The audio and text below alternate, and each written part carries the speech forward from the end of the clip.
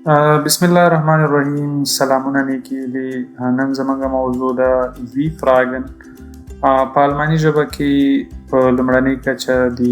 W-Fragen یا معلوماتي پوښتنو استعمال نن یادوو. اول خو پوښتنه دا ده چې was sind W-Fragen، یعنی د وی یا معلوماتي پوښتنې څه دي. نو په دې به یو لنډه تشریح ورکو. اوله خبره لکه نوم نه معلومیږي چې وی نو دا هغه پوښتنې دي چې په وی سره پیل کیږي. beginnen mit einer W-Frage. دوم können nicht mit ja oder nein beantwortet werden. نو دا نشي کولی چې دا پوښتنې په هو یا نه سره ځواب دا معلوماتي پوښتنې دي. او دي ته همدارنګه sind offene oder Fragen oder Informationsfragen، یعنی د آزادو یا معلوماتو پوښتنو په باندې هم دا یادېږي. د ټول نه مهمه خبره پکې دا ده wichtig ist Verb steht in Position 2 immer.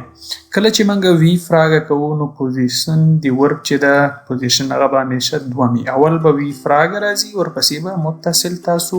ورب لګوئ. اوله پوښتنه موږ لرو وو. کله که موږ غواړو چې د یو معلوم ځای په اړه پوښتنه وکړو نو اورت په اړه باندې پوښتنه کوو نو بیا موږ د وو پوښتنه کوو چې په انګلیسي کې ورته وی وایي. نو اوس موږ وایو چې ته یو چا نه پوښتنه کوې چې wo wohnst du، تاسو چیرته اوسیږئ؟ نو ich wohne in Berlin، زه په برلین کې اوسېږم. نو وو هغه پوښتنه وه چې ځای موږ ته معلوم کې ځای کوم ځای ده، موقعیت bestimmt اور چې ده هغه برلین ده. یا زه یم چې wo bist du، ته چیرته یې؟ نو وایي چې ich bin zu Hause، زه په کور کې یم. Hause د دې وو ځواب شو. بله پوښتنه ده چې هغه هم د دې وو نه رامنځته شوي چې بیا wohin. wohin که موږ په انګلیسي کې ترجمه کوو معنا where to، کوم ځای ته. لکه د دې ځای نه یو بل مسیر ته ځي، یو معلوم هدف پر لور باندې ځي، نو د یو ځانګړي ځای په لور باندې ځي، نو بیا موږ پوښتنه په wohin کوو. نو څنګه وایو؟ wohin fliegst du in den Urlaub. نو وایي چې تاسو په رخصتۍ کې چیرته الوتنه کوئ، یعنی په تیاره کې به ځئ، چیرته به ځئ. نو وایي چې ich fliege nach Canada، نو زه کاناډا ته الوتنه کوم، زه هلته پرواز لرم چې کله مې رخصتي شوه. نو دا موږ ته د یو معلوم مسیر په طرف باندې موږ چې کله پوښتنه کوو نو wohin وایو، یعنی له دې ځای نه بل طرف ته چې ځو موږ نو wohin باندې به پوښتنه کوو. یا وایي چې اوس یو څوک روان دی ورته wohin gehst du، ته چیرته روان یې، چیرته ځې؟ نو هغه وایي چې ich gehe zur Schule، زه ښوونځي ته ځم. نو هغه مسیر یا څیل چې ده bestimmtes څیل چې ده هغه Schule. بله پوښتنه موږ لرو په و کې چې دې کې woher ویل کېږي. دا نو د wohin اپوزیت ده. woher د کوم ځای څخه، موږ چې وایو from where، where to کوم طرف ته، from where د هغې طرف نه چې دې طرف ته راځي، یعنی von welchem Ort oder Quelle. دا کېدای شي یو مرجع، یو سرچینه، یو منبع هم وښیي، یا د یو کوم ځای څخه یو څوک یا یو شی راځي. نو موږ ورته چې شوی woher. یو ډېره مشهوره پوښتنه چې موږ یې کوو موږ وایو چې woher kommst du، تاسو د کوم ځای څخه راغلي یاست یا د کوم ځای څخه یې؟ نو زه یم چې ich komme aus Afghanistan، زه له افغانستان څخه راغلم یا د افغانستان نه. همدارنګه که موږ د یو منبع یا سرچینې په اړه پوښتنه کوو هم موږ ویلی شو، لکه موږ وایو چې woher hat ihr das ganze Geld، دا دومره پیسې هغه له کوم ځای نه لري، یعنې له کومې کړي دي، له کومې ترلاسه کړي، کوم ځای نه ورسره راغلي دي، منبع په اړه باندې. نو زه یم چې er hat es von seinem Großvater geerbt، نو هغه ته دا د خپل نیکه څخه په میراث پاتې دي. بیا وایي چې wie hat ihr sein Sturheit، دا Sturheit چې د شتور په خپله ضد ته وایي، او Sturheit ضدیت ته وایي. بعضې خلک به تاسو وایي چې هغه ډېر ضدي، نو هغه چې دغه ضدیت د سره له کوم ځای نه نو دا وایي چې ich glaube ihr hat sie von seinem Vater زه فکر کوم چې دا ضدیت ورته د خپل پلار نه پاتې ده مهم ورب چې دا اردن چې دا په میراث پاتې کېدل ته وایي او دریم حالت د دې چې ده کې ارت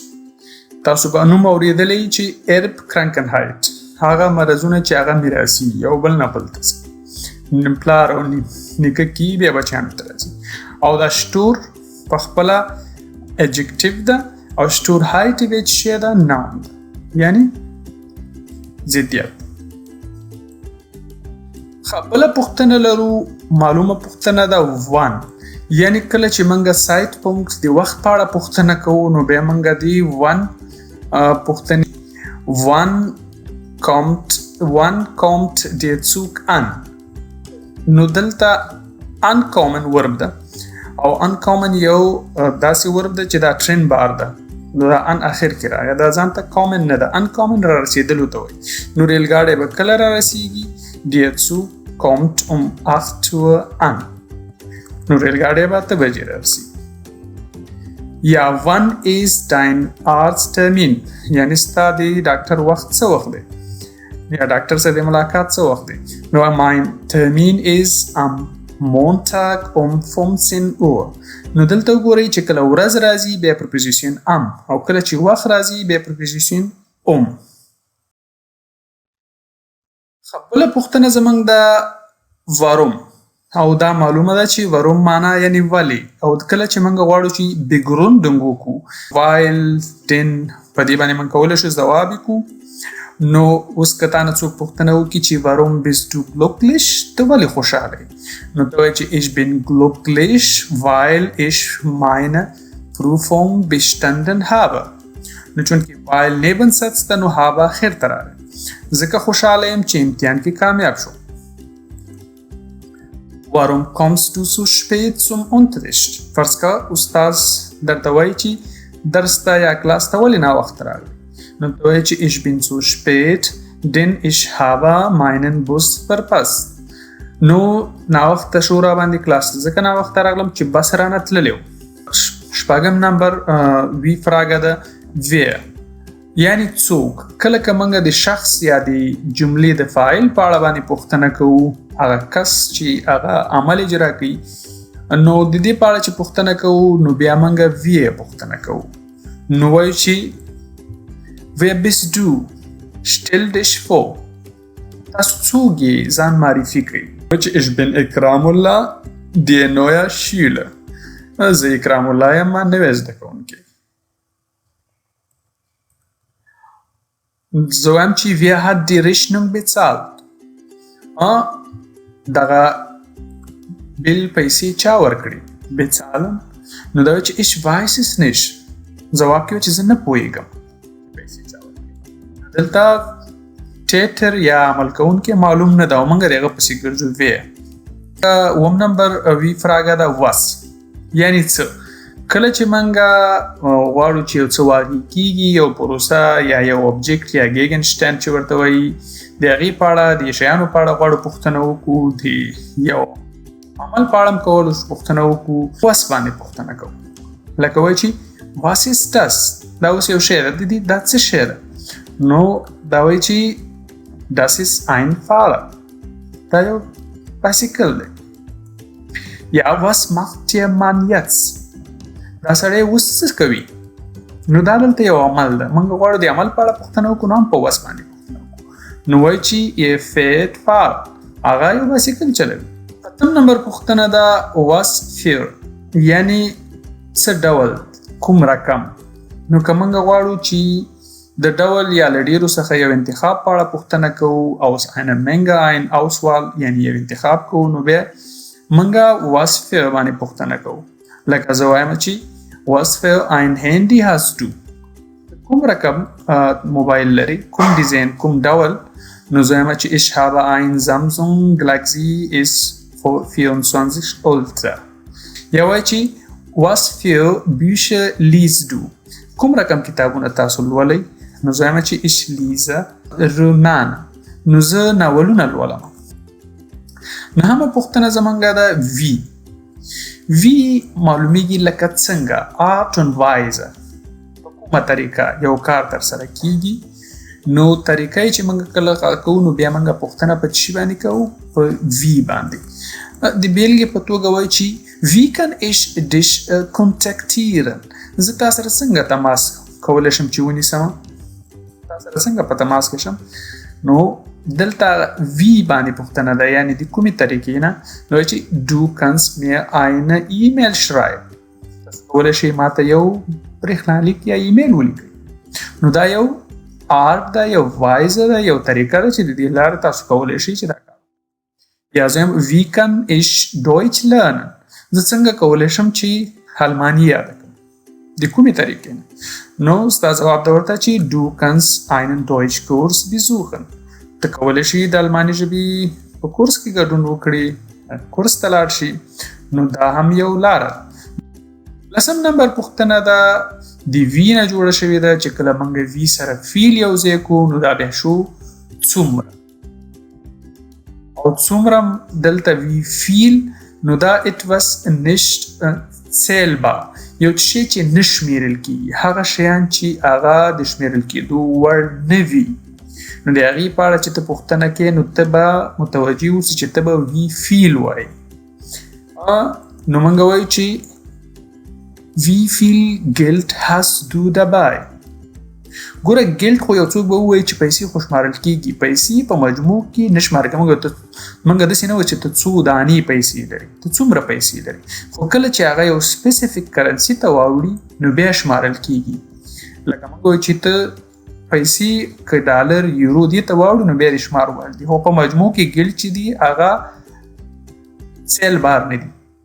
نو څومره پیسې لري اوس دا ورته چې ich habe ungefähr 50 Euro زه شاوخوا 50 یورو لرم یا وایم چې wie viel Milch hast du gekauft تاسو څومره شودې واخیستلې نو دلته څومره څو دانې خو موږ نه شو ویلی شودې خو نه شمارل کېږي اوس وایم چې ich habe 1 Liter Milch gekauft ما 1 لیټر شودې واخیستلې یو اسم چې هغه موږ شمارلی شو نو بیا وی فیل به نه وایو ورته بیا به چې وی فیله یو ای به په آخر کې شی کو ورکوو نو بیا دا etwas zählbar یو شی چې هغه شمیرل کېږي د شمیرلو وړ او د هغې په اړه موږ پوښتنه کوو نو بیا به موږ چې شی وایو وی فیله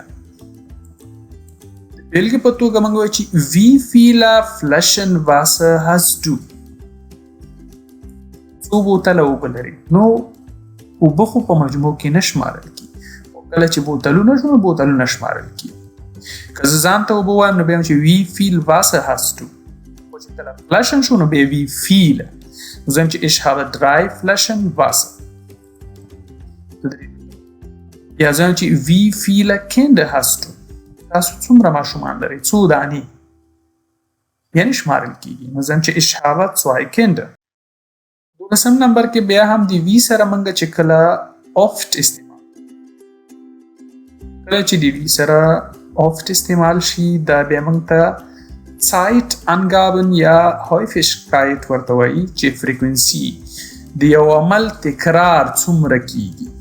نو کله چې ته غواړې چې د یو عمل د تکرار په اړه باندې پوښتنه وکړي نو بیا به تاسو چې یو عمل څو ځلې تکرارېږي نو بیا به تاسو د وی oft په باندې پوښتنه کوئ نو بیلګې په توګه موږ وایو چې wie oft gehst du ins Kino تاسو څو ځله یا څومره سینما ته ځئ نو زه وایم چې einmal im Monat نو دا هغه تکرار ښیي په میاشت کې یو ځل zweimal dreimal immer häufig manchmal بعضې وخت کې نو دا هماغه تکرار چې ښیي نو دا Zeitadverbien دي بیا وایي چې wie oft treibst du Sport نو دلته ورب لرو treiben Sport treiben که ته داسې وایي چې wie oft machst du Sport او wie oft treibst du Sport دا دواړه څه شی دي یو یعنې تاسو یا ته څو ځله څومره سپورټ یا تمرین کوي نو وایي چې 3 oder 4 Mal pro Woche په اونۍ کې 3